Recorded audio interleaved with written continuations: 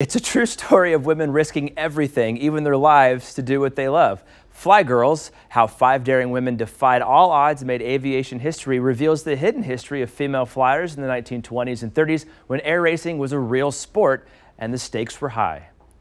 Now, of course, one of the 5 is the most famous fly girl of all, not J-Lo. It's Kansas's own Amelia Earhart. Author Keith O'Brien stopped by the studio to chat about his latest work. Amelia Earhart, of course, from Atchison, Kansas, here just about an hour north. But some of these other girls that you're highlighting in the book also have Kansas ties. Kind of walk through these 5 different pilots and their Kansas connections. Yeah, so this book is really a story of an ensemble cast of friends who fought for the right to fly and the right to race planes. In addition to Amelia Earhart, of course, this group of friends includes Louise Thaden, who got her start in Wichita. Okay. Ruth Nichols, who was the daughter of Wall Street wealth in New York. Ruth Elder, a flashy housewife from Alabama.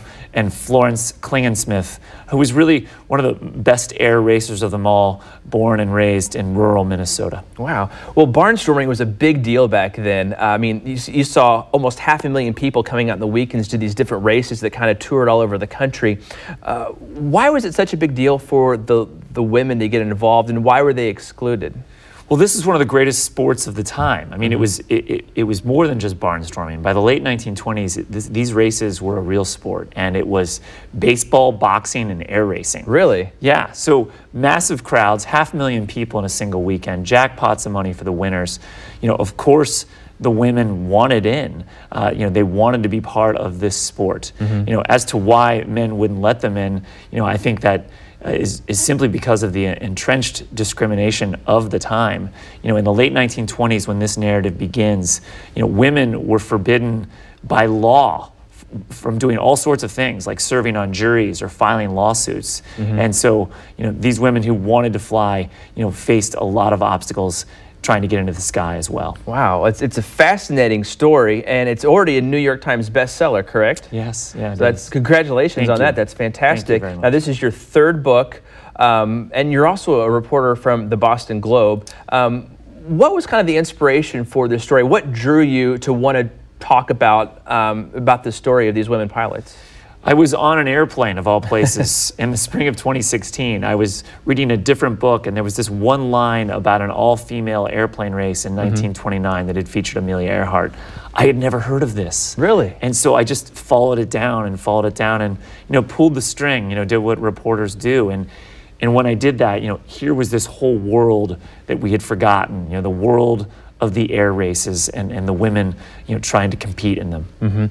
Well, Amelia Earhart, obviously, when you think about her, you don't necessarily think about the air racing that she did, but more along the lines of her world records. She's the first woman to, you know, solo cross. Was it the country first, and then she tried the Atlantic, or she did the Atlantic, and then it was the first solo crossing at the Pacific? Correct. Is when we lost her, correct?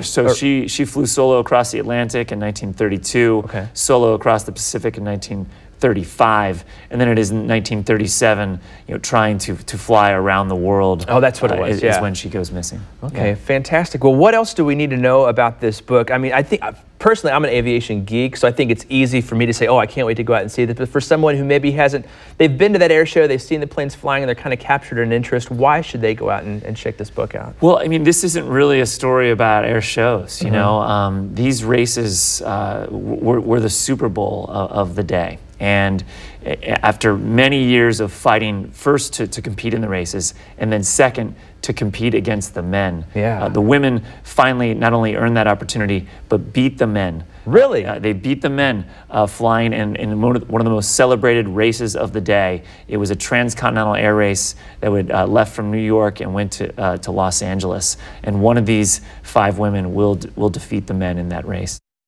You know, it's such a cool piece of Kansas history, and Kansas has a huge aviation history, from the bomber plant that sits where the GM plant is now in Fairfax over on the Kansas side, and then to the aviation manufacturing that takes place in Wichita. It's a cool continuation of the aviation story that you can learn from Kansas.